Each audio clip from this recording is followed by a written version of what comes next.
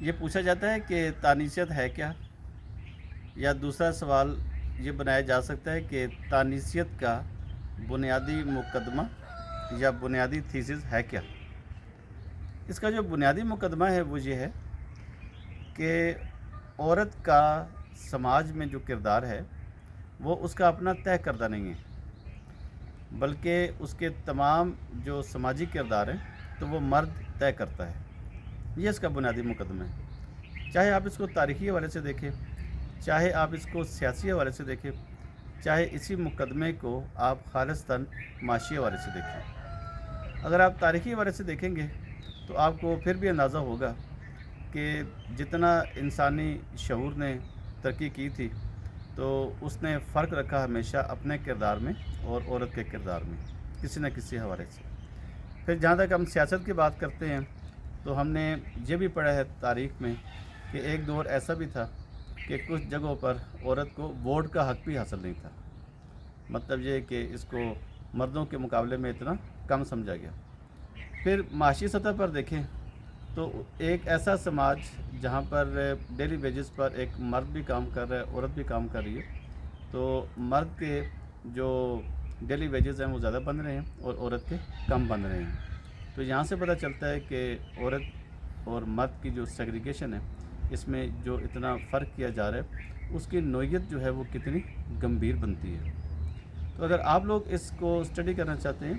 تو پہلے آپ اپنا ایک دائرہ طے کر لیں کہ آپ نے اس موضوع کو کس حوالے سے پڑھنا ہے، کس حوالے سے آپ نے جاننا ہے۔ جس طرح ہمارا عام طور پر تعلق رہتا ہے ادب کے ساتھ، تو ہم یہ دیکھتے ہیں کہ ادب میں یہ موضوع کیسے آیا اور یہاں پر اس کی نوعیت کیا بنتی ہے،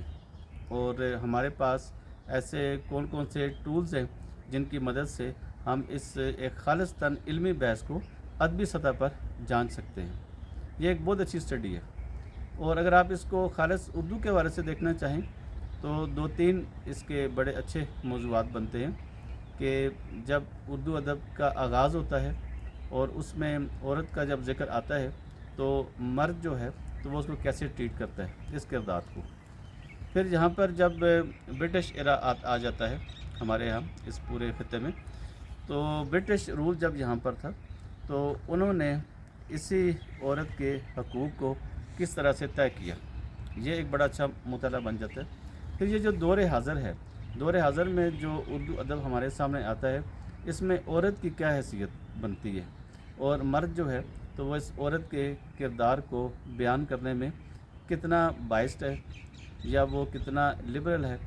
یا اس کا اپنا ذاتی نقطہ نظر کیا ہے۔ ہم چاہے شاعری کا مطالعہ کریں چاہے نثر کا مطالعہ کریں تو ظاہر بات ہے کہ اس میں جس طرح اور بہت سارے کردار آتے ہیں تو اس میں ایک بہت بڑا کردار عورت کا بھی ہے، خواہ وہ ناول ہو، افسانہ ہو،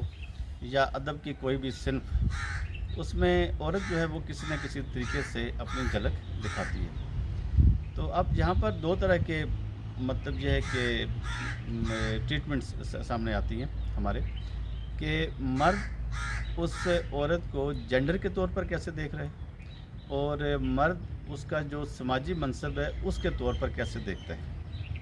تو یہ جو مطالعہ ہے نا یہ خاصا باریک مطالعہ بن جاتا ہے،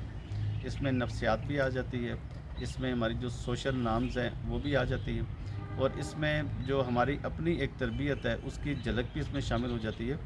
اور مجموعی طور پر ہم بذات خود عورت کے بارے میں کیا نقطہ نظر رکھتے ہیں اس کی جو کیا کہنا چاہیے جھلک جو ہے وہ بھی اس مطالعے میں سامنے آتی ہے۔ تو یہ مطالعہ جو ہے اپنی نوعیت کے اعتبار سے خاصا علمی ہے، خاصا ادبی ہے، اور اس میں کئی نئی چیزیں سامنے آ جاتی ہیں۔ آپ جب عورت کے کردار کو، عورت کے سماجی منصب کو زیر بحث لاتے ہیں تو اس میں جو ہمارا کردار ہے وہ بھی سامنے آتا ہے، کیونکہ جس طرح اس تصور کا یا اس بحث کا جو بنیادی نقطہ ہے وہ ہے ہی یہی کہ عورت کا کردار مرد نے طے کیا ہوا ہے۔ مطلب یہ ہے کہ عورت جو ہے وہ کنسٹرکٹ کی جاتی ہے سوسائٹی کے اندر، یہ اس کا بنیادی ایک مقدمہ ہے اور خاصا اہم بھی ہے، اور ساری دنیا میں اس کو کسی نہ کسی حوالے سے زیر بحث لایا جاتا ہے۔ ابھی جس طرح اردو ادب میں مختلف نئے رجحانات آئے ادب کو پرکھنے کے لیے، تو اس میں یہ جو رجحان ہے تانیثیت کا، یہ بھی اپنی جگہ پر بڑی اہمیت کا حامل ہے، اور آپ اس کو سمجھنے کے لیے یہ بہت ضروری ہے کہ آپ پہلے اس اصطلاح کو سمجھیں کہ یہ اصطلاح جو ہے ہم سے کیا تقاضا کرتی ہے، اور اس کے بعد وہ دائرہ کھینچیں جس دائرے میں ہم اس موضوع کو سمجھنا چاہتے ہیں۔ آیا وہ دائرہ ادب کا ہے، وہ دائرہ سیاسیات کا ہے، وہ دائرہ کلچر سٹڈیز میں جو بہت سارے مضامین شامل ہیں اس میں اس مطالعے کو ہم دیکھنا چاہتے ہیں، یا خالصتاً تاریخی حوالے سے دیکھنا چاہتے ہیں۔ تو جب آپ اپنا ایک دائرہ کھینچ لیں گے، اپنا ایک حدود ضربہ قائم کر لیں گے اس موضوع کو زیر بحث لانے کے لیے، تو پھر آپ دیکھیں گے